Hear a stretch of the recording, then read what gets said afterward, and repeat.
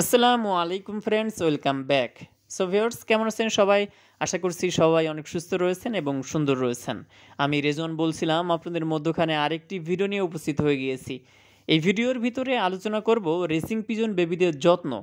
বিশেষ করে যেই বেবিদেরকে আপনি ওদের বাবা মা থেকে আলাদা করে দিয়েছেন, প্যারেন্টস থেকে আলাদা করে দিয়েছেন, এই বেবিদেরকে কিভাবে আপনি যত্ন করবেন, কোন ধরনের খাবার দিবেন, কোন ধরনের মেডিসিন দিবেন, কিভাবে আপনি সঠিক নিয়মে লালন পালন করতে পারেন, সেটা নিয়ে এই ভিডিওর ভিতরে গুরুত্বপূর্ণ আলোচনা করব। সম্পূর্ণ ভিডিওটা কন্টিনিউ করতে হবে। অনেকে আপনারা রেসিং পিজন লালন পালন করছেন, আপনাদের অনেকের বাসায় এখন রেসিং পিজনের বেবি রয়েছে, অনেকে আপনারা কালেক্ট করেছেন, অথবা আপনাদের ঘরের কিছু বাচ্চা রয়েছে আপনাদের লফটে। এখন এই বাচ্চাদের কিভাবে আপনার যত্ন করবেন, কোন ধরনের খাবার দিবেন, আমি ডিটেলস আলোচনা করার চেষ্টা করছি ভিউয়ার্স। স্ক্রিনে যে বেবিগুলো দেখতে পারতেছেন, এই বেবিগুলো চলে যাবে হবিগঞ্জ, সিলেট হবিগঞ্জ চলে যাবে। আমারও এক প্রবাসী ভাইয়া তিনি নিয়েছেন, তিনি লন্ডনে থাকেন। ইনশাল্লাহ আমরা 5 তারিখে পাঠিয়ে দিব, 5-6 তারিখের দিকে ইনশাল্লাহ আমরা ডেলিভারি দিব। সো সবাই দোয়া করবেন। 8 পিস বেবি তিনি নিয়েছেন। স্ক্রিনে যে বেবিগুলো দেখতে পারতেছেন, এই বেবিগুলো তিনি নিয়েছেন। সো ভাইয়ের জন্য দোয়া করবেন যাতে করে বেবিগুলো সুস্থ থাকে, সুন্দর থাকে এবং সঠিকভাবে ভাইয়ার আমানত ভাইয়ের কাছে যাতে করে আমরা পৌঁছে দিতে পারি, এই জন্য আপনারা সবাই দোয়া করবেন। সো ভিউয়ার্স, এই বেবিদেরকে কীভাবে আপনার যত্ন করবেন, এখন যে বয়সের বেবি দেখতে পারতেছেন, এই বেবিগুলো কিছু কিছু খাবার খাওয়া শিখছে। স্ক্রিনে যে বেবি দেখতে পারতেছেন, এই যে ব্লুবারটা, সে কিন্তু খুবই ছোটো। জাস্ট আমি ওদেরকে 1 ঘন্টা বাবা মা থেকে আলাদা করে রাখবো, একটা অভ্যাসের জন্য আর কি, যাতে করে 2-1টা খাবার ওরা খাইতে পারে। এখানে যে বেবিগুলো দেখতে পারতেছেন, তারা কিন্তু 2-1টা খাবার খাইতে পারে, ঠুকায়ে নিজে নিজে খাইতে পারে। তো এখন যদি এই বাচ্চাকে আপনি সম্পূর্ণ আলাদা করে দেন, সেক্ষেত্রে ওদের যে বডিটা রয়েছে, ওদের যে গ্রোথটা রয়েছে, গ্রোথটা কিন্তু নষ্ট হয়ে যাবে। এজন্য আপনাকে যেটা করতে হবে সেটা হচ্ছে বেবিদেরকে 1-2 ঘন্টার জন্য আপনি আলাদা রাখবেন এবং ওদের সামনে খাবার দিয়ে রাখবেন। যখন ওদের ক্ষুধা লাগবে তখন ওই খাবারটা খাবে। আবার 2 ঘন্টা পর ওদের বাবা মার কাছে দিয়ে দিতে হবে।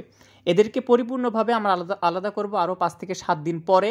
7 দিন পরে যখন আমরা কবুতরগুলো ডেলিভারি দিব, তখন মূলত এদেরকে আলাদা করব। তার আগে কোনো আলাদা করা হবে না।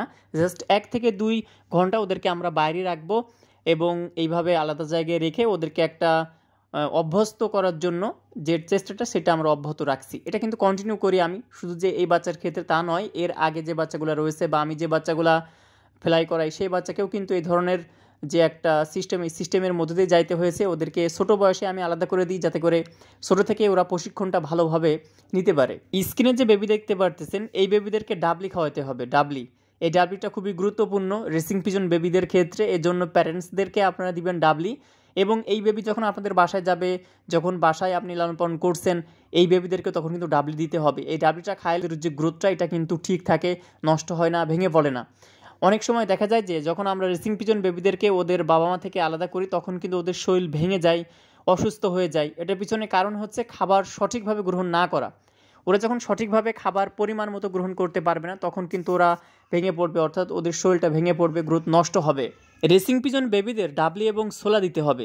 যদি ডাবলি এবং সোলা খাওয়ানোর অভ্যাস করতে পারেন, সেক্ষেত্রে এই বেবিদের গ্রোথ কোনোদিনও নষ্ট হবে না।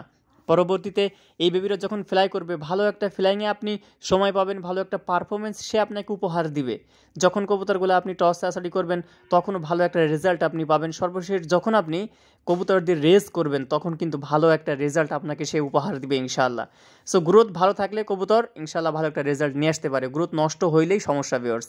সো এই কারণে ওদেরকে ডাবলি এবং সোলাটা দিবেন। এই 2টা খাবার যদি রেসিং পিজন বেবিদের আপনি অভ্যাস করাতে পারেন, ওদেরকে খাওয়াইতে পারেন, সেক্ষেত্রে ওদের যে একটা পারফরমেন্স, সেটা কিন্তু দিন দিন বাড়তে থাকবে ইনশাআল্লাহ। এই 2টা খাবারের সঙ্গে আরও একটা খাবার অ্যাড করতে হবে, যে খাবারটা আমি আমার রেসিং পিজন বেবিদেরকে দিয়ে থাকি, সেটাও আমি আপনাদেরকে বলে দেওয়া উচিত মনে করছি।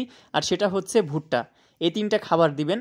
আর সাধারণত আমরা আমাদের কবুতরকে যে খাবারটা দিয়ে থাকি, সেটা তো 14 থেকে 15টা আইটেমের খাবার দিয়ে থাকি। তো এই 15টা আইটেমের মধ্যে এই 3টা খাবার রয়েছে। সো এটা আপনারা দিবেন, আপনাদের কবুতরগুলো সুস্থ থাকবে, সুন্দর থাকবে ইনশাআল্লাহ।